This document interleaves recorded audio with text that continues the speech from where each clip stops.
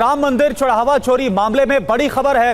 SIT जांच में 40 लोगों की भूमिका संदिग्ध पाई गई है। जांच के घेरे में कंट्रोल रूम प्रभारी भी हैं। पुलिस और पीएसी के जवान भी शामिल हैं। सुरक्षा व्यवस्था में बड़े बदलाव की अब तैयारी की जा रही।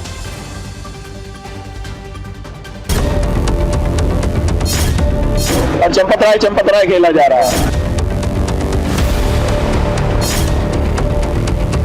ये बहुत बड़ा महापाप है। ऐसे दंडनियों को दंड मिलना ही चाहिए। भाई धर्मनिरपेक्ष बनाओगे तो राम जी के मंदिर में चोरी होती रहेगी। राम मंदिर चढ़ावा चोरी मामले में हर दिन नए चेहरे, नए आरोप और नए सवाल सामने आ रहे हैं।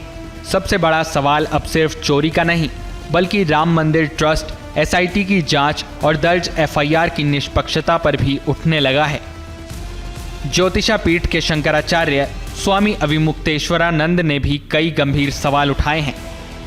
पैसे का मामला आपने दिखाया कि पैसे की चोरी हुई। पैसा का मतलब कोष होता है, और जो ट्रस्ट का कोषाध्यक्ष है गोविंद गिरी, उसका तो नाम तक नहीं लिया आप लोगों ने अभी तक। किस सफाई से कोषाध्यक्ष को बचाया गया कि 10-15 दिन की जो बात चली भी उसमें भी उसका नाम नहीं आया, जबकि सबसे पहला जिम्मेदार कोषाध्यक्ष होता है कोष में गड़बड़ी होने की। तो कोषाध्यक्ष तो आप लोगों ने कभी संज्ञान ही नहीं लिया कि ये भी है।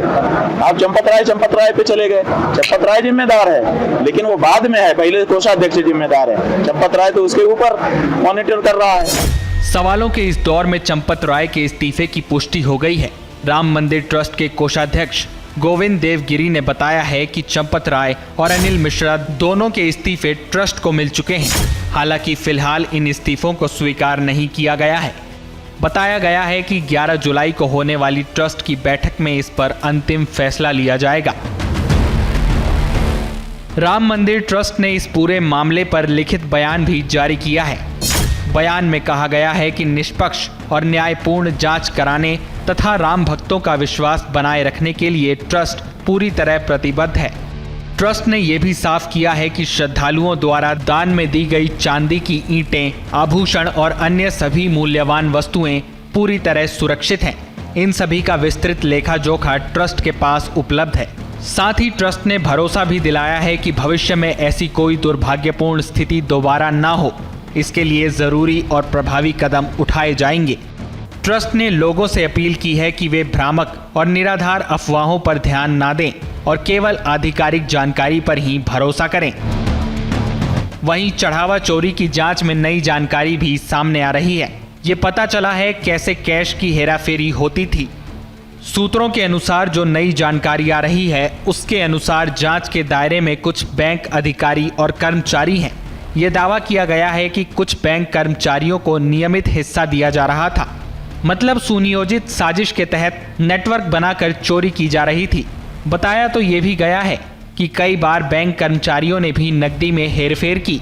एसआईटी उन बैंक कर्मचारियों के खिलाफ सबूत जुटा रही है। इतना ही नहीं, पूरे मामले में ट्रस्ट के पदाधिकारियों की भूमिका भी संदिग्ध है।